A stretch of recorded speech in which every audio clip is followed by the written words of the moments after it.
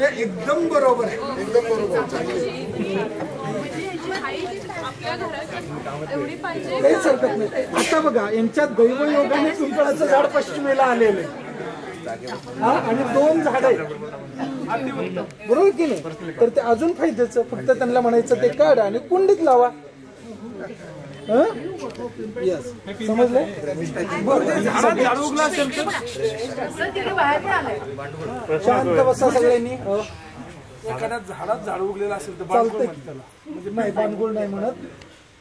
तुम्हाला एक महत्वाची मजा सांगतो. शमी म्हणजे शमीच्या झाडामध्ये जर पिंपळाचं झाड झालं तर ह्याला सोन्याची किंमत आहे अध्यात्मामध्ये. शमी गर्भ अश्वत्थ हा त्याची अरणी बनवली जाते. म्हणजे जो अग्नी म्हणजे श्रौत यागाला, सोम यागाला वापरला जातो. तर ती कोणती अग्नी, कोणती अरणी?